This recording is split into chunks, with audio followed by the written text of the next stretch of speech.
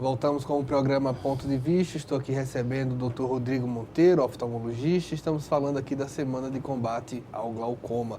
Na questão do glaucoma, doutor, tem tido pesquisas para aperfeiçoar esse tratamento? Sim, existem algumas pesquisas, tanto no intuito de ter um diagnóstico mais precoce, mesmo com exames genéticos para saber quem realmente tem um jeito para desenvolver a doença, como também em termos de tratamento. Houve um avanço muito grande em termos do tratamento medicamentoso. De certa forma, nos últimos anos tem diminuído um pouco mais as novas descobertas em termos de tratamento medicamentoso, mas tem se desenvolvido várias novas formas de tratamento cirúrgico. Quando a gente tem diversas formas de tratamento, é porque normalmente a gente não teve uma ainda que sirva de forma bem melhor do que as demais, né? Quando você tem uma que realmente se mostra bem superior às outras, acaba inibindo o surgimento de várias técnicas. Mas assim, existem hoje no mundo algumas técnicas novas, algumas já estão começando a ser aprovadas no Brasil para utilização, algumas delas ainda não, tem várias ainda fora do país que estão, mas mesmo assim ainda em pesquisa, nada ainda muito consolidado. E em termos de tratamento de sequelas do glaucoma, os pesquisas com célula-tronco, né, na tentativa de regeneração das células nervosas do nervo óptico, estão acontecendo, mas ainda sem resultados que consigam ainda reverter um quadro de cegueira pelo glaucoma. O conselho, a categoria, os oftalmologistas são favoráveis a essas pesquisas com célula-tronco?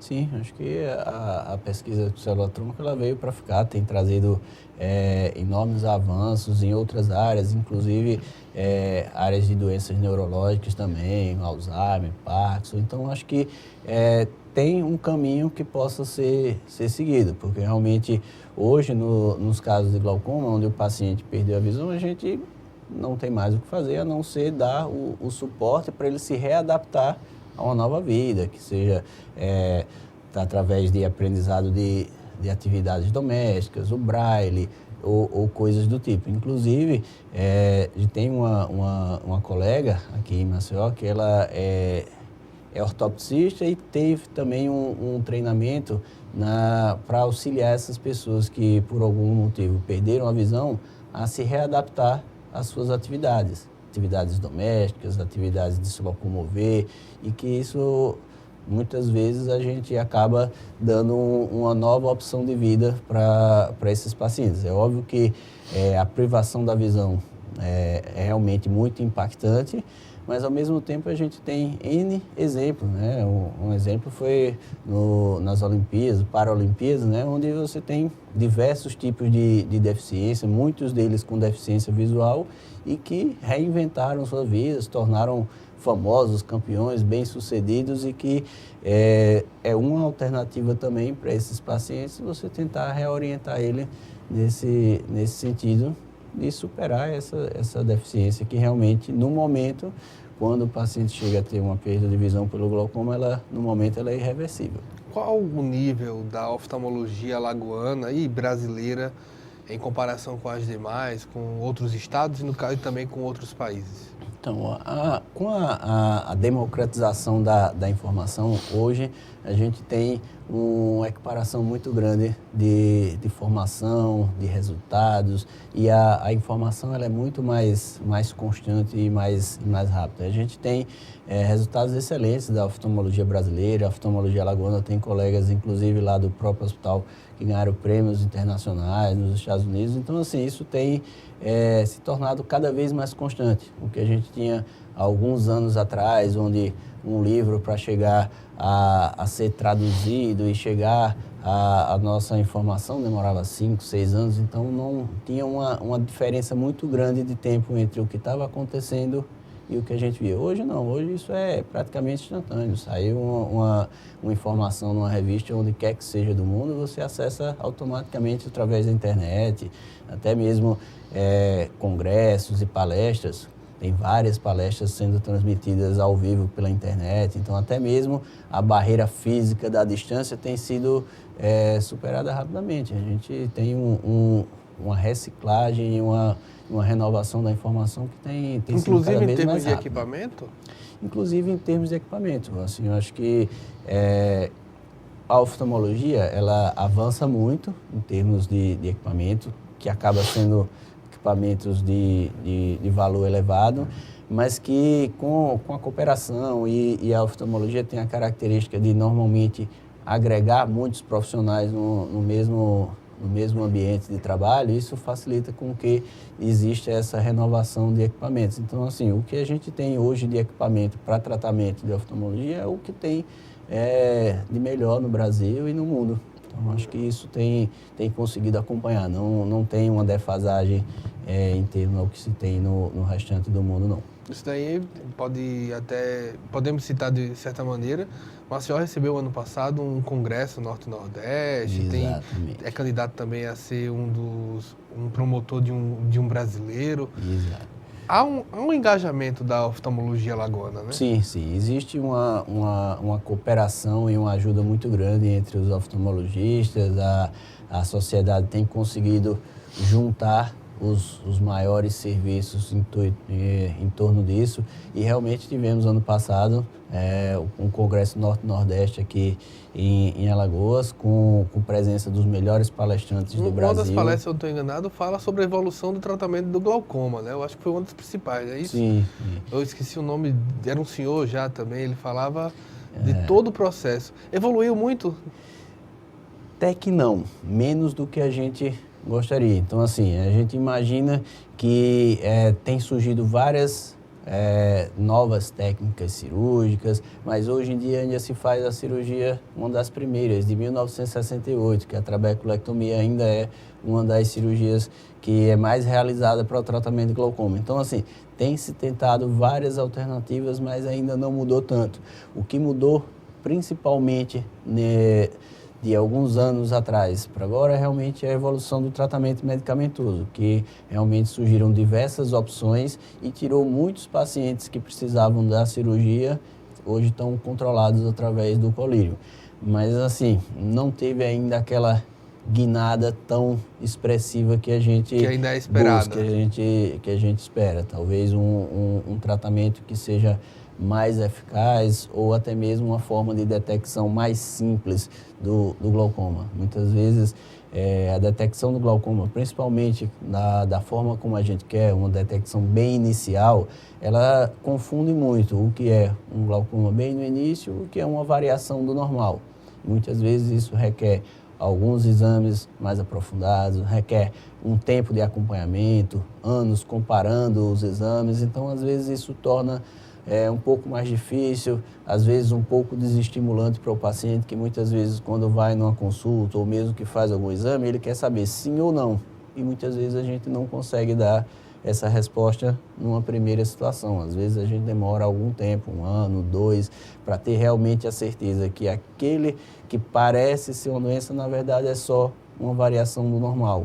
Ou, da outra forma, aquilo que parece normal, com o passar do tempo, se mostra com alterações, se modificando, e aí sim você consegue fechar o diagnóstico. Porque é muito importante a gente ter um pouco mais de paciência e cuidado na hora de diagnosticar o glaucoma e realmente dizer se esse paciente precisa usar um remédio. Porque, teoricamente, é um remédio que vai ser para o resto da vida. Então, é muita responsabilidade na hora em que você vai dizer que a pessoa vai usar um colírio todos os dias, para o resto da vida, que esse colírio custa dinheiro, que pode ter efeitos colaterais, sem ter certeza se realmente essa pessoa vai precisar ou não. Então, muitas vezes, se você tem uma suspeita e passa um colírio, talvez você baixe a pressão, esse paciente continua com os exames sem se modificar e você acha que aquele colírio resolveu o problema. Mas pode ser que aquele paciente não tivesse alteração nenhuma, mesmo que ele não estivesse usando colírio. E aí, em vez de resolver, você criou um problema para ele. Ele vai usar 20, 30, 40 anos de colírio sem ter certeza se realmente aquilo é necessário. Então, a gente, vez por outra, recebe pacientes que já iniciaram um tratamento de glaucoma, às vezes assim de forma mais rápida, sem uma investigação tão aprofundada, e muitas vezes a gente orienta, vamos recomeçar? Para tudo, para o colírio, passa alguns dias sem usar e vamos reiniciar. E a gente tem alguns pacientes como esse que a gente já acompanha há 2, 3, 4, 5 anos sem ter nenhuma alteração e sem usar colírio. Então, talvez esse fosse um daqueles pacientes que usassem colírio durante a vida inteira sem a necessidade. E isso também não é legal e a gente tenta, na medida do possível, evitar. A gente, muitas vezes, a gente fica muito preso ao nome, a nomenclatura, né? A gente às vezes esquece que um oftalmologista ele é um médico. Qual o caminho entre a medicina, a oftalmologia e uma especialidade como glaucoma? Então, o médico oftalmologista, ele tem a formação médica, os 6 anos.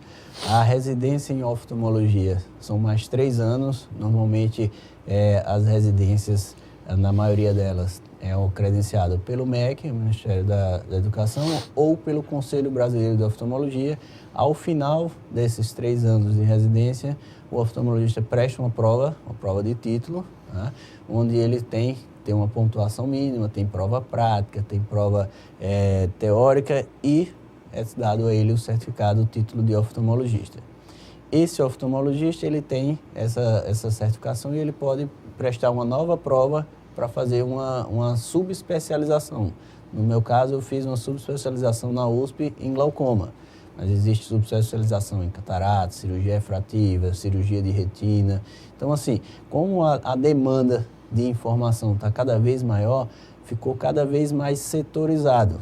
Mas, obviamente, que o oftalmologista tem a formação geral, tem a formação de médico e cada vez mais tem uma subespecialidade. Mas, assim, é uma coisa que todo oftalmologista pode e deve diagnosticar o glaucoma, pode e deve tratar o glaucoma, e que muitas vezes o que a gente observa é que os casos mais simples é tratado de uma forma genérica pelo oftalmologista, os casos mais complexos acabam indo para um especialista, para um tratamento mais direcionado, ou às vezes um diagnóstico um pouco mais difícil, até mesmo um tratamento cirúrgico. Então existe hoje em dia essa situação de o oftalmologista trata as doenças normais, como um todo, quando são os casos mais complicados, mais difíceis, encaminha ao oftalmologista que pode dar, ao especialista que pode dar um tratamento mais direcionado por ter tido um tempo mais de formação e de treinamento naquela patologia específica. Vocês discutem entre vocês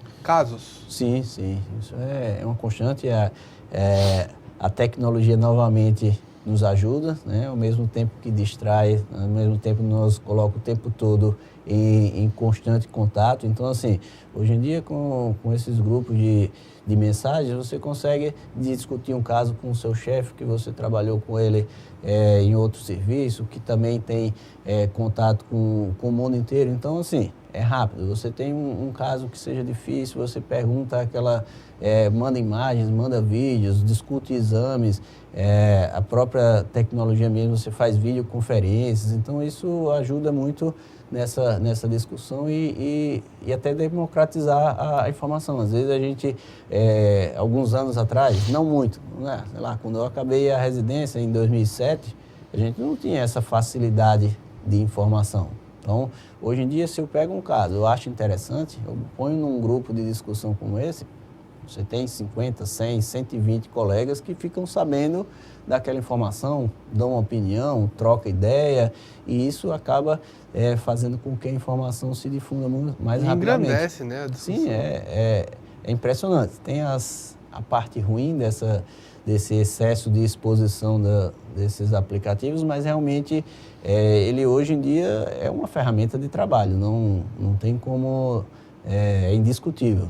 Hoje em dia, a gente imaginar uma pessoa que não acesse esse tipo de informação, realmente, de certa forma, ele fica aquém, fica aleijado dessas informações. Então, acho que tem ajudado bastante nesse sentido também. A gente vai para mais um intervalo. Eu estou aqui com o Dr. Rodrigo Monteiro, ele que é oftalmologista, especialista em glaucoma. Estamos aqui falando da Semana de Combate ao Glaucoma, que tem o seu dia D, não é? No dia 26 de maio. A gente volta já.